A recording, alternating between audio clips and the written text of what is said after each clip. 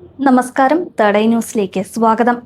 ഇനി വരുന്ന തലമുറകൾ നമ്മളെക്കാൾ ബുദ്ധിയുടെ കാര്യത്തിൽ മുൻപന്തിയിലായിരിക്കുമെന്നാണ് നമ്മളിൽ പലരും വിശ്വസിക്കുന്നത്. എന്നാൽ ഇപ്പോൾ ഇതാ ഞെട്ടിപ്പിക്കുന്ന കണ്ടെത്തലുമായി എത്തിയിരിക്കുകയാണ് ശാസ്ത്രലോകം.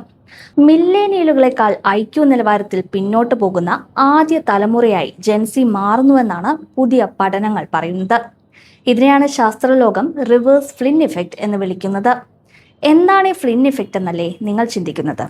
1930 മുതൽ ഓരോ ദശകത്തിലും മനുഷ്യന്റെ ശരാശരി IQ ഉയർന്നു വരുന്ന പ്രവണതയാണ് മനഃശാസ്ത്രജ്ഞനായ ജെയിംസ് ഫ്ലിൻ കണ്ടെത്തിയത്.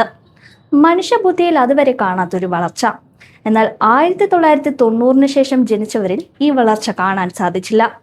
ബുദ്ധിശക്തിയിലെ ഈ ഇടിവിനെയാണ് വിദഗ്ധർ റിവേഴ്സ് ഫ്ലിൻ ഇഫക്റ്റ് എന്ന് വിളിച്ചത്.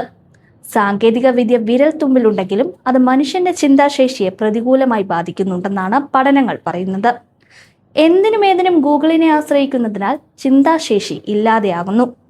ദീർഘനേരം സമൂഹ മാധ്യമങ്ങളിൽ ശ്രദ്ധ ചെലുത്തുന്നതിനാൽ മറ്റൊന്നിലും ശ്രദ്ധ കേന്ദ്രീകരിക്കാൻ കഴിയാത്ത അവസ്ഥ.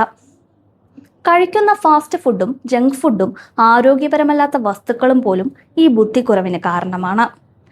ആർട്ടിഫിഷ്യൽ ഇന്റലിജൻസ് അടക്കമുള്ള സംവിധാനങ്ങൾ സജീവമാകുമ്പോഴും അവയെ നിയന്ത്രിക്കാൻ മനുഷ്യന്റെ സ്വാഭാവിക ബുദ്ധി അനിവാര്യമാണ്.